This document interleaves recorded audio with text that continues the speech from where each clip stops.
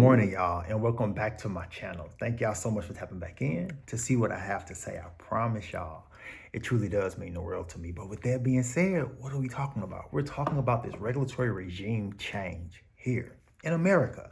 You guys, and I understand when I talk the politics stuff, how it directly affects the ISOs that we hold, because these are the projects that these entities are and will be using based off of reports, based off of working groups, based off of closed door meetings, based off of projects they have already done. And it's been a success. Truly see what's being laid out right in front of our faces. And America truly has come to play when it comes to the realm of crypto and distributed ledger technologies. I got a question for everybody out there. Have any of you ever really broke down the word crypto?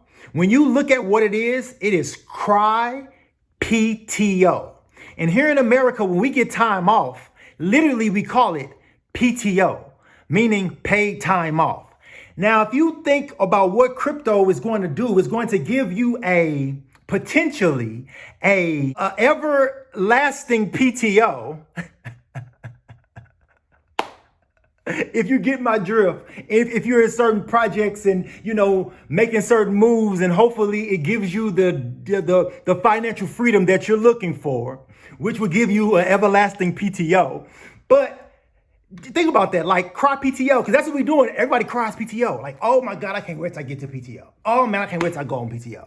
That's what we say here in America, because we can't wait to have time off, because we very seldom get time off. But anyway, I just wanted to throw that out there. I don't know if anybody ever saw that or broke that down, that literally it says cry PTO. And that's exactly what we do. And it's exactly what it will save us from having to do by being a part of the distributed ledger technology sector and understand what crypto is doing for the world.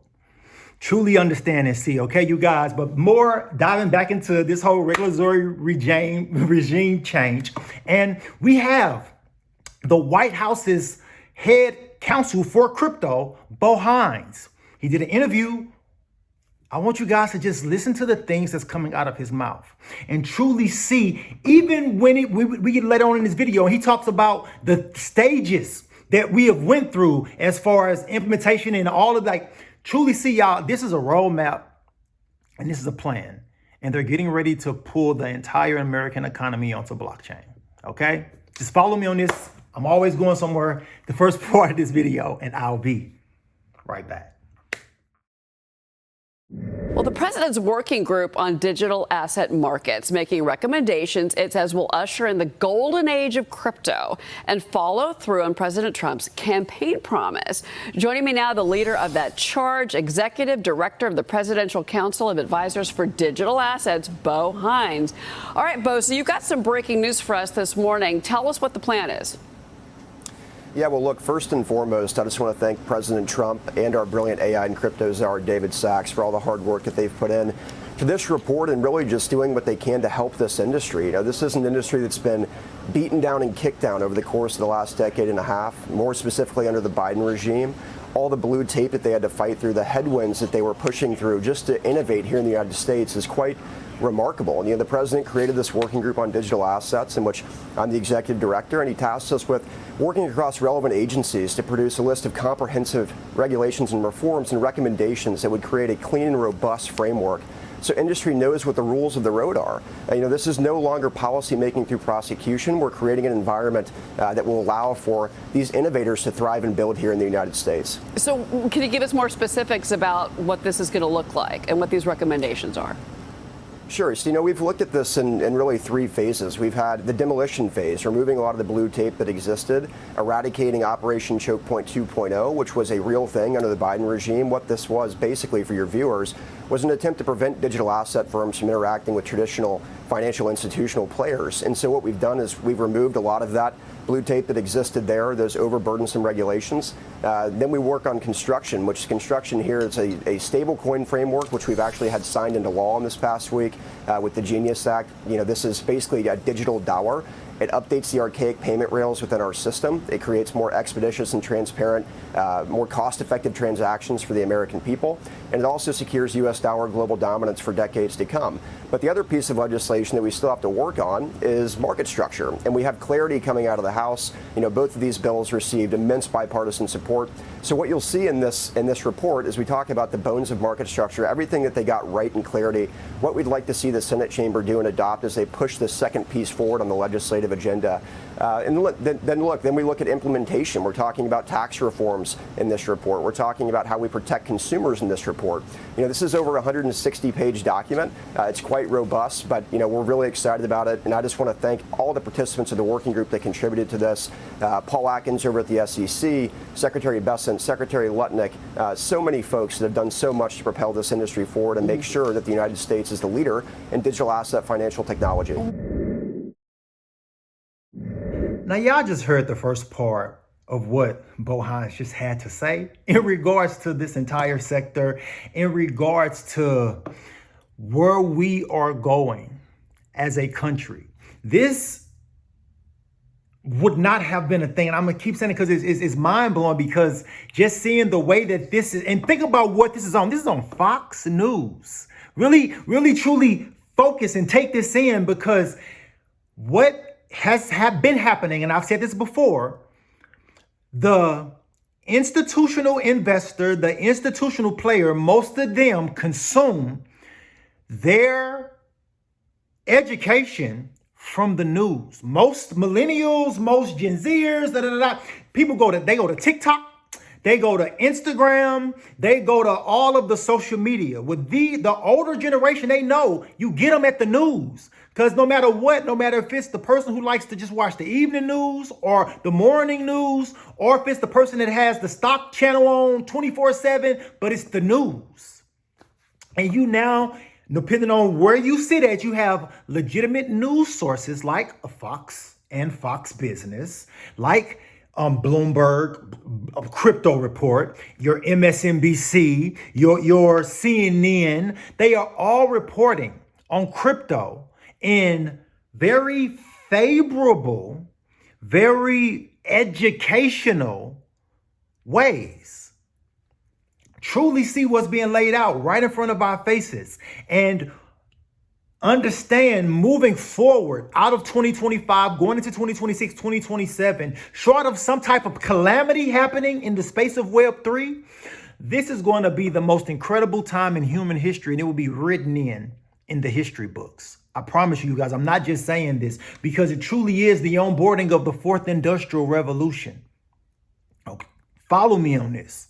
For real, when you are starting to move everything of value from money to securities to commodities to just anything can be tokenized and is being tokenized and pulled into having a digital representation of itself that lives on a blockchain. Like, truly see what is happening right now in 2025. Like, it's incredible, okay? But we got even more from that interview. And see, this is the vision, y'all. And to know about our ISO gems, these players that have already been working alongside of multiple different governments all over the world, showing them their products to their customer bases, truly see where this is going to lead coming out of 2025, going into 2026, 2027, 2028, and beyond, okay? Follow me on this. I'm always going somewhere. More from that interview, and I will be right back. We had earlier on in the hour, we had Chairman Tim Scott, Senator Tim Scott. He also, we talked about the Clarity Act. He told me that basically they're looking at getting this to the president's desk, if all goes well, by October. Does that worry you at all that it's going to take a little bit of time? Because obviously the August recess is coming for the Senate. I don't think so. I think that that's a realistic timeline, especially with this report coming out. This can act as the guiding star for members and staffers on the Hill that are looking for, exactly what the administration's come together and done. And with all the relevant agencies signing off on this report, they're saying, this is the clearest framework to provide rules of the road so that people can thrive here in the U.S. and continue to build in this space. The sky's the limit in terms of where we can go here, but it's absolutely imperative that we harness, the innovation that's occurring here and we continue to move the ball forward. Well, and seeing again that backing off of the regulations, the support for stable coins, all of this is very important. So we're going to look for more details. Obviously, we're looking at a lot of the crypto numbers right now on our screen. I do want to ask you about this as well. Treasury Secretary Scott Bessent has just published this op-ed in the Washington Post, the roadmap to making America a crypto superpower. Here's what he writes. Innovation defines the American spirit, but it requires balanced, forward-looking regulation to thrive. No one understands this better than President Donald Trump. He also writes, the president's future-focused approach to blockchain technology stands in stark contrast to the hostility of his predecessor. You're supporting all of this work. You're supporting Treasury Secretary Bessent. Comment on this op-ed in the Washington Post this morning. Well, first and foremost, Secretary Bessent and his team, Tyler Williams over there, his digital assets counselor, they've been phenomenal. And, they've contributed just a huge amount to this report. And, this is really just a comprehensive effort. We've had this demolition phase. A lot of this will be outlined in the report. We've had the construction phase. We move on to the implementation phase. And that is forward thinking. It's forward looking. Our job is to deliver on the president's promise to make the United States the crypto capital of the world and the Bitcoin superpower. And we feel as if we're well on our way to do so. We'll continue to work with Treasury, continue to work with Secretary Lutnick over at Commerce to make sure that we deliver on the president's promises for industry. Now, let me ask you this. One of the things that's interesting in here, besides the reduction in banking regulation or changes to banking regulation, really kind of, I think, takes the handcuffs off of the banks, who many of their clients are asking for crypto investments. The other thing here is actually combating basically criminal activity when it comes to crypto. That's something that's been a concern, in particular with Bitcoin, for years. This is in this report that you're releasing today. Can you expand on that just a little bit more? Sure. I mean, look, we understand that the technology coming out of the space is absolutely imperative for our banking system, and we want to see institutional players adopt it. But I think there's a lot of misinformation that's circulated about illicit activity that happens with blockchain technology, whether it be Bitcoin or anything else. What this does is it makes transactions transparent. You have to be a really stupid criminal to want to engage in illicit activity using blockchain technology, because we can trace you, we can track you. And I think that what we do here is provide, just overall guidance that shows how we can protect the American consumer in this process of updating an archaic financial system that's existed for quite some time. Bo Hines, thank you so much for breaking this news on Fox Business and Mornings with Maria with us today. Really appreciate it, sir. Thanks for having me. All right, Bo Hines from the White House. Now, as you just heard, even some things from the Treasury Secretary. Y'all, this is a roadmap. This is a plan that they are now strategically, literally onboarding and publicly announcing. This is absolutely incredible to be a part of the Web3 space as we watch the institutional capital start flowing through these networks, because you have governments and you have literally country settlement layers like the DTCC now moving into blockchain. And most of the world have absolutely no clue this is going on. Like I've said before in the video, I promise you, throughout the course of my day, I come in contact with hundreds of people. I talk to them like I talk to y'all, trying to educate, right? I promise you, most Americans, and I'm not exaggerating when I say maybe 1% of America knows that the Genius Act even passed and it's law. And I'm not exaggerating. Nobody I know, when I talk to them and I talk about anything about crypto whatsoever, they have no clue any of this stuff is going on.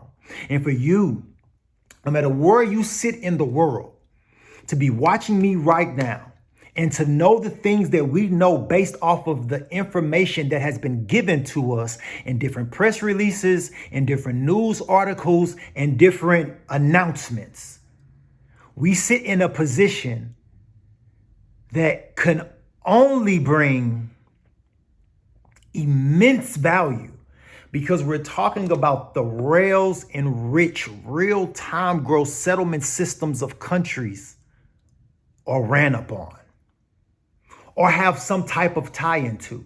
And understand that every transaction that flows through the networks of the tokens that we hold, your Quant, your Hedera, your XRP, your XLM, your XDC, whatever you're holding as far as utility is concerned, utilizes that token to facilitate whatever that customer is demanding at that time, no matter what type of smart contract it is, whether that's for their supply chain, whether that's for payroll, whether that's for the tokenization of something, whether that's for stable coins, whether that's minting stable coins. Truly understand and see the players that have cemented themselves in infrastructure because they have truly become more than just crypto, and they are distributed ledger technology companies, a part of the fourth industrial revolution. Truly see what's happening right now, okay, you guys? I promise. Follow me on this. I'm always going somewhere. If you made it all the way through this whole video, type in America because when America got into the crypto game, they have not played no games. They're not taking, I guess, no losers, and they're coming to win. The speed in which this administration has moved in the distributed ledger technology sector is mind-blowing. For them to already have legislation signed is mind-blowing. For us to be maybe 1 or 2 months away from having market structure regulation signed is mind-blowing. And to know that they are getting ready to start the onboarding of the stablecoin process in America is mind-blowing because literally this time last year, this was unseen and unheard. And we probably couldn't have even fathomed that we would be right here, right now, in this space, in this time. Truly see what's happening. Till the next time, y'all already know. I appreciate y'all. Type in America. That way I know y'all made it all the way through this entire video. Thank y'all for real. Peace out.